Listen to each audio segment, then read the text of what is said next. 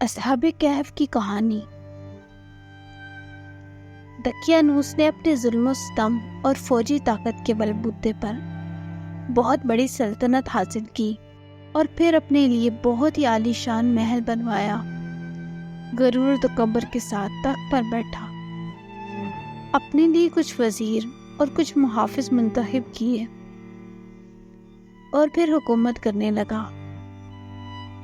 کچھ عرصے بعد خدائی کا دعویٰ کرنے لگا اور اپنے دربار والوں اور دوسرے تمام لوگوں سے کہا کہ صرف میری اطاعت اور عبادت کرو، اور جو بھی میرے حکم کی مخالفت کرے گا اس کو سخت سزا دوں گا۔ اس طرح کچھ سال گزر گئے۔ ایک دن جب وہ غرور و تکبر میں مست اپنے تخت پر بیٹھا ہوا تھا، ایک آدمی تیزی سے دوڑتا ہوا آیا اور خبر دی، بادشاہ سلامت، ابھی خبر ملی ہے کہ ایک لشکر تیزی سے ہماری طرف حملہ کرنے کے لیے بڑھ رہا ہے اور سرحد پار کرنے والا ہے۔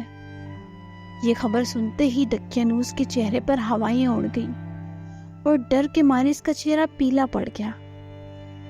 یہ دیکھ کر اس کا وزیر اور دربار والے بھی تعجب میں پڑ گئے کہ ابھی تو اس کی خدائی کا دعویٰ تھا، اب کیا ہو گیا ہے؟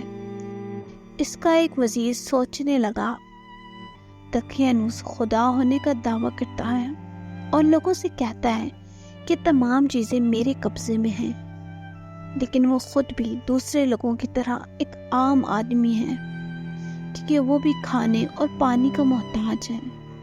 کبھی خوش ہوتا ہے اور کبھی ڈرتا ہے، کبھی جاگتا ہے اور کبھی سو جاتا ہے۔ یہ سب کام تو خدا کے نہیں ہو سکتے، اور یہ صفات خدا کے لیے نامناسب ہے۔ کچھ دن بعد اس کے دوسرے دوست اس سے ملنے اس کے گھر آئے اور دقیانوس کے خدا ہونے کے سلسلے میں باتیں ہونے لگی۔ اس نے اپنے دوستوں سے کہا، دوستوں، بہت دنوں سے میں اپنے اندر ایک تبدیلی محسوس کر رہا ہوں، گویا میرا بیدار ضمیر مجھ سے باتیں کر رہا ہے، یا میری فطرت مجھے نور اور روشنی کی طرف لے جا رہی ہے۔ اس حالت نے میرے اوپر اتنا اثر کیا ہے کہ نہ کچھ کھایا جاتا ہے اور نہ ہی نیند آتی ہے۔ آخر یہ کیا ہو گیا ہے؟ ہمیں بھی بتاؤ، اس کے دوستوں نے سوال کیا۔ دوستو، جب میں آسمان کی طرف دیکھتا ہوں اور اس کائنات کی وسعت اور عظمت کے بارے میں غور و فکر کرتا ہوں تو سوال پیدا ہوتا ہے کہ ان چاند، سورج اور ستاروں کو کس نے پیدا کیا ہے۔ جب میں زمین اور دوسری مخلوقات کے بارے میں غور و فکر کرتا ہوں تو سوچتا ہوں یہ سب کیسے پیدا ہو گئے۔ یہ پہاڑ، صحرا، ہریالی، دریا اور مختلف قسم کے جانور کس نے بنائے؟ سوچیے، انسان کیسے پیدا ہوتا ہے اور پھر کیسے بڑا ہوتا ہے؟ خود ہم کو کس نے پیدا کیا؟ پھر تم کس نتیجے پر پہنچے؟ اس نتیجے پر پہنچا ہوں کہ دقیانوس ایک کمزور اور ناتواں مخلوق ہے۔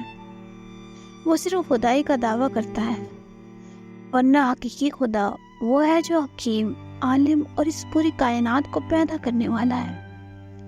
اس کے دوستوں نے بھی اس کی باتوں پر غور کیا اور پھر سب نے اس کی تائید کی۔ تب انہوں نے طے کیا کہ دقیانوس کے شر سے بچنے کے لیے ہمیں اس شہر سے نکلنا ہوگا، اور آخر کار پورے ارادے کے ساتھ شہر سے باہر نکلے اور ایک بیاباں کی طرف چل دیے۔ راستے میں ان کو ایک چرواہا ملا۔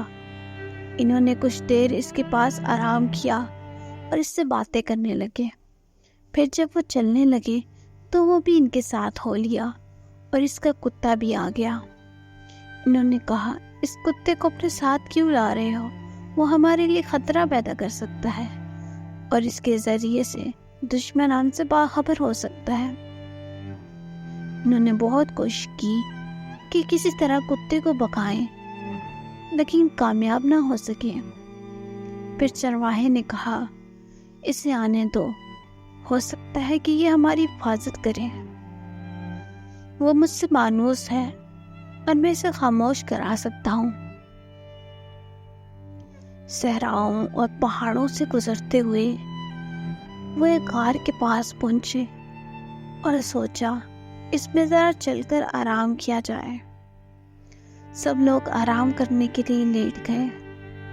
تھکاوٹ کی وجہ سے انہیں فوراً نیند آ گئی اور کتا بھی غار کے کنارے سو گیا۔ یہ غار اتنا بڑا تھا اور اس کا دروازہ اس طرح کا تھا کہ جب سورج طلوع ہوتا تھا تو اس کی کرنیں سیدھی اس غار میں پڑتی تھی، اور جب غروب ہوتا تھا تب بھی ایک بار اس میں چمکتا تھا۔ یہ با ایمان اور صالح نوجوان سالوں تک اسی طرح سوتے رہے۔ جب بیدار ہوئے تو سورج ڈوب رہا تھا، لہٰذا وہ سوچ رہے تھے کہ ہم فقط ایک دن سوئے ہیں۔ پھر ایک دوسرے سے پوچھنے لگے ہم کتنا سوئے ہیں؟ صرف ایک دن، بلکہ اس سے بھی کم۔ وہ بھوکے تھے اور انہیں کھانے کی ضرورت تھی، لہذا طے یہ پایا کہ ان میں سے ایک شخص بہت ہی احتیاط سے شہر جائے اور کھانے کے لیے کچھ لے آئے۔ ان میں سے ایک تیار ہوا اور وہ باہر آیا۔ جب باہر آیا تو کیا دیکھا کہ باہر کا پورا منظر بدل چکا ہے۔ پہاڑوں پر صرف چند سوکھے پیڑ دکھائی دے رہے تھے اور کچھ نہیں۔ جس راستے سے وہ آئے تھے وہ بھی اسے عجیب سا لگا، اور شہر تو بالکل بدل چکا تھا۔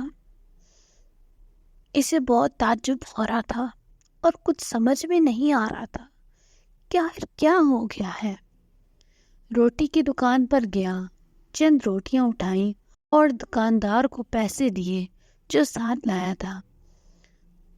دکاندار نے کہا، ارے یہ پیسے تو بہت پرانے ہیں، آج کے زمانے کے نہیں ہیں، تمہیں ضرور کوئی خزانہ ملا ہے۔ کیا کہہ رہے ہو؟ یہ پیسے میں چند دن پہلے ہی اسی شہر سے لے کر گیا ہوں۔ تم جھوٹ بول رہے ہو، تمہیں ضرور کوئی خزانہ ملا ہے اور تم اسے چھپانا چاہتے ہو۔ ایک بھیڑ اکٹھی ہو گئی اور خبر جنگل کی آگ کی طرح پھیلتی گئی، یہاں تک کہ بادشاہ کے کانوں تک پہنچی۔ اسے بادشاہ کے دربار میں حاضر کیا گیا تاکہ اس سے پوچھ تاچھ کی جائے۔ کیا تم کو کوئی خزانہ ملا ہے؟ بادشاہ نے سوال کیا۔ نہیں، مجھے کوئی خزانہ نہیں ملا۔ میں جب اس شہر سے نکلا